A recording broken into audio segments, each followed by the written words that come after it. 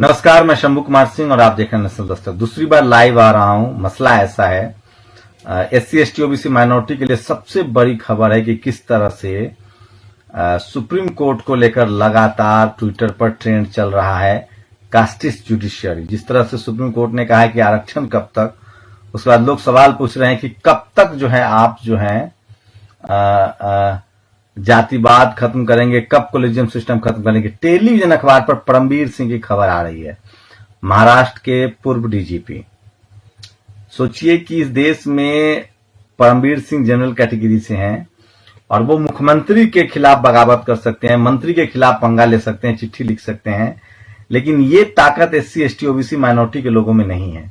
ये ताकत आपको लानी पड़ेगी। हम जानते हैं कि परमबीर सिंह के, और मीडिया इसको दिखा रही है क्योंकि उनको पता है कि ये उद्धव ठाकरे की सरकार है, बीजेपी वहां अपोजिशन में है, तो वो राजनीति भी जमकर करेगी और मीडिया उनके साथ है। तो ये पूरे देश में ये खबर जो है वो फैल गई होगी, पूरे देश में ये खबर जो है वो फैल गई होगी।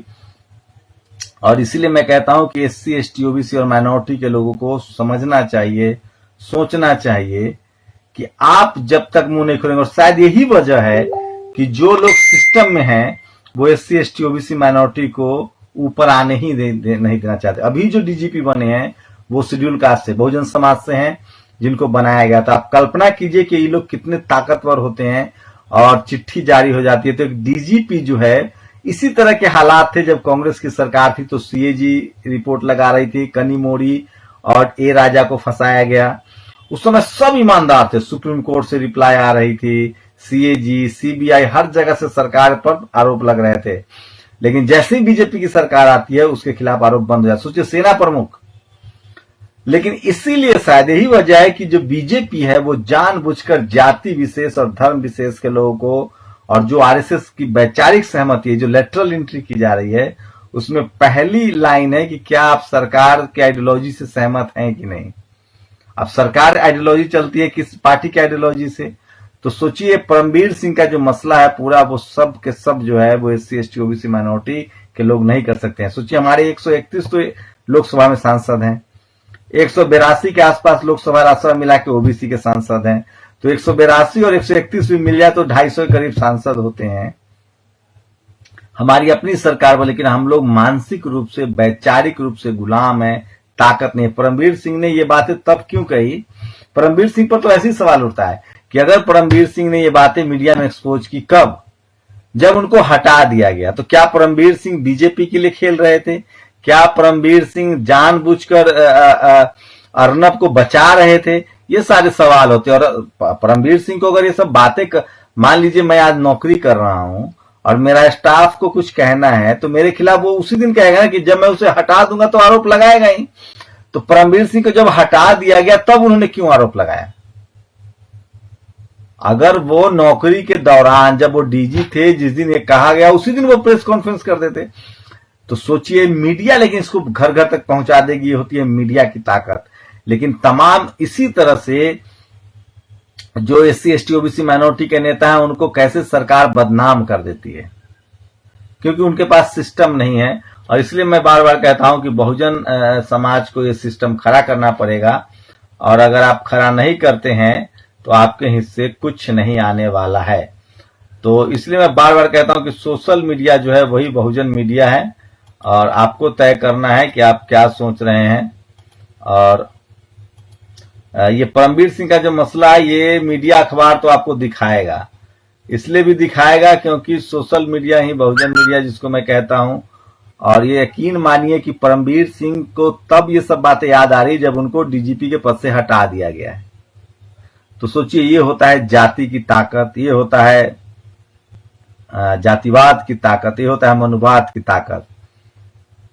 अब देखना है कि क्या बीजेपी के तरह कांग्रेस इस पर कार्रवाई करती है, सरकार गिर सकती है। जो गृह मंत्री पर आरोप लगा है, लेकिन मुझे लगता है कि कांग्रेस अब इतनी गलती नहीं करेगी, क्योंकि वो भी समझ गई है ये कोई SC ST OBC माइनॉरिटी तो है नहीं कांग्रेस की। आरोप लगते ही सरेंडर कर देंगे। हमारे लोग साथ यही होता है, आरोप लगते ही सरेंडर। सोचिए, जिस परिवार में 2-2 मुख्यमंत्री हुआ, वो मामूली चारा घोटाले के सजा कर दी गई उनको, और वो सुप्रीम कोर्ट के जज, सुप्रीम कोर्ट से सारे SC ST OBC माइनॉरिटी के खिलाफ फैसले आ रहे हैं। तो मैं कुछ पोस्ट आपको पढ़ के सुनाऊंगा जो मेरे लिए सबसे बड़ी खबर है, क्योंकि बहुजन समाज देखिए दिलीप मंडल ने जो अभियान चला रखा है, जस्टिस कर्णन का केस याद है ना, जजों के भ्रष्टाचार को उजागर करने पर सुप्रीम कोर्ट ने उन्हें जेल भेज दिया। ये थे जस्टिस कर्णन। ठीक है, ये हम लोग बिल्कुल ठीक नहीं पाते हैं। और प्रकाश अंबेडकर ने ट्वीट किया, how can the supreme court ask question like how long reservation will remain, it should stick to pronouncing judgments rather than questioning affirmative action policy और एस्टेब्लिशमेंट। और ये तमाम पोस्ट आपको दिखा रहा हूं। पुजारियों का मंदिर में 2000 साल से रिजर्वेशन है, ओबीसी रिजर्वेशन को तो अभी 30 साल हुए हैं। एससी एसटी रिजर्वेशन भी सिर्फ 70 साल पुराना है, जज लोग एडजस्ट नहीं करना चाहते हैं। तो ये देखिए, ये लगातार लोग सवाल पूछ रहे हैं, सवाल उठा रहे हैं। कुछ लोग हमसे जुड़ना भी चाहते हैं, मैं उनसे भी जुड़ने की कोशिश करूंगा। विनय गौतम है कोई, उनसे भी जुड़ने की कोशिश करूंगा। तो महेंद्र यादव ने लिखा है, काशी जुडिशियरी को कोई कुमार, कोई वाजपेयी, कोई शर्मा एक्सपोज नहीं करेगा, ये काम आपको खुद ही करना पड़ेगा। सोचिए, परमवीर सिंह सरकार को एक्सपोज कर रहे हैं, लेकिन एससी एसटी ओबीसी माइनॉरिटी के पक्ष में आपको कोई नहीं आएगा, सुप्रीम कोर्ट का कोई जज, क्योंकि एससी एसटी ओबीसी माइनॉरिटी के लोग ही नहीं है वहां, तो आप कैसे करेंगे। और 50,000 से ज्यादा ट्वीट अब तक हो चुके। केरला एससी जज calls on Brahmins to agitate against caste based reservation. Kerala high court के एक जज ने कहा कि आरक्षण के खिलाफ अभियान चलाना चाहिए। क्या आपने कभी हाई कोर्ट, सुप्रीम कोर्ट में जजों की नियुक्ति का कोई विज्ञापन देखा है? कभी कोई इंटरव्यू या परीक्षा की बात सुनी है? नहीं सुनी। इसलिए क्योंकि भारत दुनिया का अकेला देश है जहां जज लोग खुद जज चुन लेते हैं। जिस न्यायपालिका में दलित, आदिवासी, पिछड़ों का उचित प्रतिनिधित्व ही मौजूद नहीं है, वहां बहुजन वर्ग अपने पक्ष में फैसले आने की अपेक्षा न रखें। एक लाइन जो सबसे मारक लिखी गई है कि जो जज आपको जज नहीं बनना देना चाहते वो न्याय देंगे आपको। सोचिए, जो जज आपको जज नहीं बनने देना चाहते वो न्याय देंगे। सुप्रीम कोर्ट के ज्यादातर फैसले एससी एसटी ओबीसी के खिलाफ है, उसके बाद मुसलमानों का नंबर है 40,000। सोचिए, इंदिरा जयसिंह एक सवर्ण कैटेगरी की बड़ी वकील है जो लगातार इस मुद्दे को उठा रही हैं, लेकिन उनको सारे जाति के हिसाब से जो लोग हैं वो गाली दे रहे हैं। तो सोचिए, इस देश में जातीय गोलबंदी कितनी ताकतवर है। एससी एसटी ओबीसी माइनॉरिटी के लोग इस कास्टिस्ट जुडिशियरी के पक्ष में हैं, और जितने जनरल कैटेगरी के लोग हैं वो उसके खिलाफ हैं।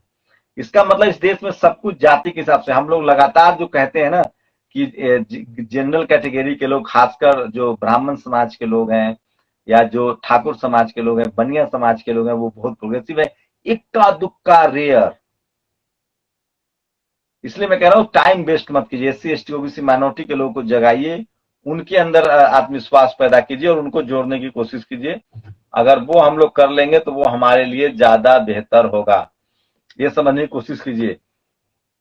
और एक लाइन है, इंदिरा जयसिंह ने लगातार ट्वीट किया है, इस जातिवादी निकम्मी न्यायपालिका के कारण देश में 3 करोड़ मुकदमे पेंडिंग है। मिडिल क्लास का आदमी कोर्ट में जाकर गरीब हो जाता है।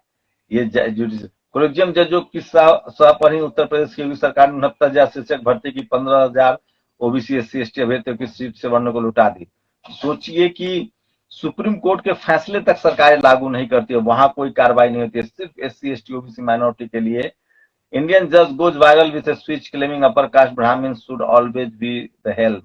तो ये तमाम जजेज रहे हैं, कास्टिस्ट जुडिशरी लोकतंत्र के लिए खतरा है। शिल्पा अंबेडकर ने लिखा है जो लाइन, जो अन्य समाज को जज नहीं बनने देते वह अन्य समाज को क्या न्याय देंगे। मिलाड सुप्रीम कोर्ट में कितनी एससी एसटी ओबीसी जज हैं? 29 में एक एससी, एक ओबीसी, एसटी बिल्कुल नहीं है। तो ये देखिए, 10,000 OBC med seats went to general student in 3 years प्लेंट। और ये देखिए, न्यायपालिका ब्राह्मणों के हाथ में बंधक है, वहां एससी एसटी ओबीसी को न्याय नहीं मिल सकता। लॉकडाउन में भी आरक्षण विरोधी फैसला।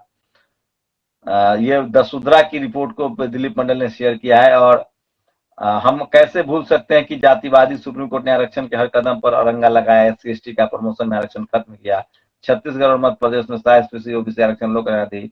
जब सवर्ण निवेश आरक्षण का केस आया तो सुनवाई करना न भूल गए। तो इसलिए मैं बार बार कहता हूं कि एससी एसटी ओबीसी को, लेकिन बात परमवीर सिंह की है। सोचिए, जिसको डीजीपी से हटा दिया गया वो आरोप लगाने लगता है, वो नौकरी छोड़ देगा, 2-3 पुलिस वाले भी उसके साथ है, और वो राज्यसभा का मेंबर एमपी बन जाएगा। ये सिस्टम हमारे समाज में भी खड़ा होना चाहिए, तभी लोग बोलना शुरू करेंगे और जो लोग हैं वो बोले। हमारे तो एमएलए एमपी नहीं बोल पाते हैं। और परमवीर सिंह की बिल्कुल विश्वसनीयता नहीं। अगर वो इनको ये बात जानकारी थी तो उन्होंने पहले दिन क्यों नहीं कहा? उनको जब हटाया गया तब क्यों कह रहे हैं? मतलब वो पॉलिटिकल है, वो बीजेपी ज्वाइन करेंगे, लिख लीजिए हमारे साथ। बीजेपी की शाह है, वो बीजेपी ज्वाइन करेंगे। मैं उनको तब ईमानदार मानता जब आप नौकरी के दौरान ही कहते कि नहीं हम ऐसे ऐसे अनिल देव, मैं ये नहीं कह रहा हूं मैं किसी की, हो सकता है ऐसा, लेकिन आपने टाइमिंग क्या है? जब आपको नौकरी से हटा दिया गया तभी बात बोल रहे हैं। सुप्रीम कोर्ट के 4 जज आए थे प्रधानमंत्री के खिलाफ, सरकार के खिलाफ, डेमोक्रेसी खत्म हुई। क्या हुआ? सुप्रीम सीबीआई के श्रीवास्तव जो एक थे डायरेक्टर, उनके साथ क्या हुआ? तो इस देश में न्याय जो है ना वो एससी एसटी ओबीसी माइनॉरिटी को मिलता नहीं, और इस देश में जो न्याय प्रिय है वो एससी एसटी ओबीसी और माइनॉरिटी के लोग बचे हैं। तो ये जो परमवीर सिंह वाला जो पूरा मामला है ना, इसको इस सिरे से खारिज कर दीजिए कि ये तब बोलने आए हैं जब इनकी नौकरी चली गई है। अगर इनका पद चला गया, इनका पद नहीं जाता तो ये नहीं बोलते। और मैं फिर कह रहा हूं, एक बार कांग्रेस का बड़ा आईटी सेल है, तो कह रहे थे कि आपका चैनल से मेरा बड़ा, राहुल गांधी का यूट्यूब चैनल है कांग्रेस का, तो मैंने कहा कि आपके यहाँ लोग काम करते हैं वो वैचारिक रूप से आपसे सहमत नहीं है। तो इस देश में जो जनरल कैटेगरी के लोग हैं वो किसी पद पर चले जाए, वो वैचारिक रूप से बीजेपी और आरएसएस के साथ है। ये सच्चाई है, ये आप सर्वे कर लीजिए।